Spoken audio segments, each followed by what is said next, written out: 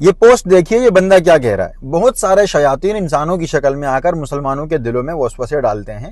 نہ ان کے پاس کوئی حوالہ ہوتا ہے نہ دلیل، بس اختلاف کرتے ہیں. ان کا کام شک کا بیج بو کر آگے نکل جانا ہے، ورنہ کوئی ایک بھی ایسا حوالہ نہیں دیا جا سکتا جس میں اسلام نے عورت کو قید کیا ہو یا بزنس کرنے سے منع کیا ہو. اسلام سے نابلد یہ جاہل لوگ پردے کو قید سمجھتے ہیں اور قبائل کے رسوم کو اسلام کا طریقہ سمجھتے ہیں. اسلام کو تھوڑا پڑھ لیتے تو شیطان کے اعلی کار بننے سے بچ جاتے، لیکن پڑھتے نہیں ہیں. ویسے آزادی سے آپ کا مطلب ہے کیا؟ آفس میں کام کرنا آزادی ہے؟ اگر صبح سے شام تک ایک بلڈنگ میں قید ہو کر کام کرنا آزادی ہے تو جو عورت آفس کے بجائے گھر میں کام کرتی ہے وہ کیسے قید ہوئی؟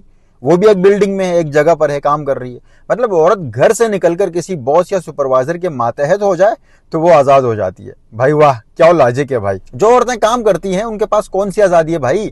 صبح سے رات تک تو وہ آفس میں رہنے کی پابند ہوتی ہیں، صبح وقت پر آفس جانے کی پابند ہوتی ہیں، آفس میں اچھے بچوں کی طرح ڈسپلن میں رہنے کی پابند ہوتی ہیں، غیر حاضری نہ کرنے کی پابند ہوتی ہیں، باس کو یس باس بولنے کی پابند ہوتی ہیں. آزادی کہاں ہے؟ آن دی ادر ہینڈ گھر میں رہنے والی عورت کو آزادی حاصل ہے بھائی. صحیح معنوں میں اسلام نے عورت کو پردے کے علاوہ کسی چیز کا پابند نہیں کیا. باقی سارے معاملات میں آزاد ہے. اسے کمانے کا بھی پابند نہیں کیا. اسلام نے عورت کو فکر معاش سے بھی آزاد کیا ہے، جبکہ مرد کو پابند کیا ہے. تو مجھے یہ سمجھ نہیں آتی کہ آپ لوگوں کی عقل گھاس چرنے گئی ہے یا تیل لینے گئی ہے بھائی. سمجھ نہیں آتی.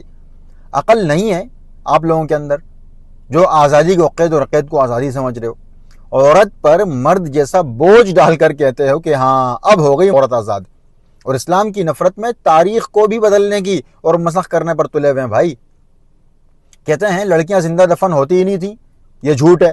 اگر لڑکیاں زندہ دفن ہوتی تھی تو بھائی لڑکیاں ختم کیوں نہیں ہوئی؟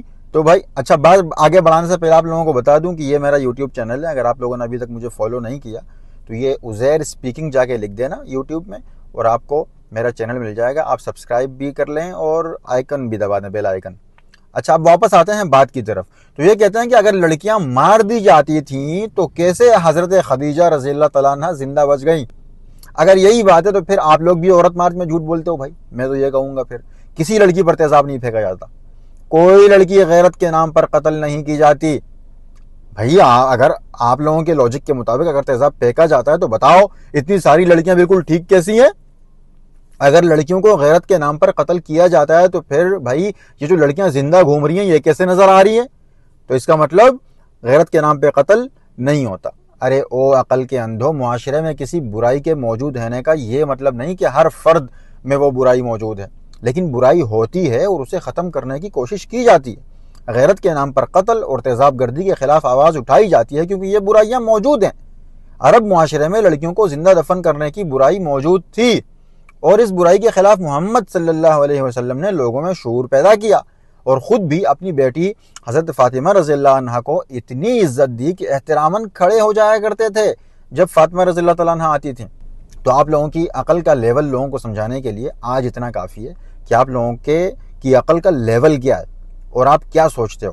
لیکن آپ یہ جان بوجھ کے کرتے ہو. یہ نہیں کہ آپ بیوقوف ہو، آپ لوگوں کے دلوں میں وسوسے ڈالتے ہو اور شیطانیت کا جو اپنا کام ہے، وہ ایجنڈا ہے، وہ آگے بڑھاتے ہو. لیکن میرے خیال سے لوگوں کو بتانے کے لیے آج اتنا کافی تھا کہ آپ لوگوں کی عقل کا لیول کیا ہے.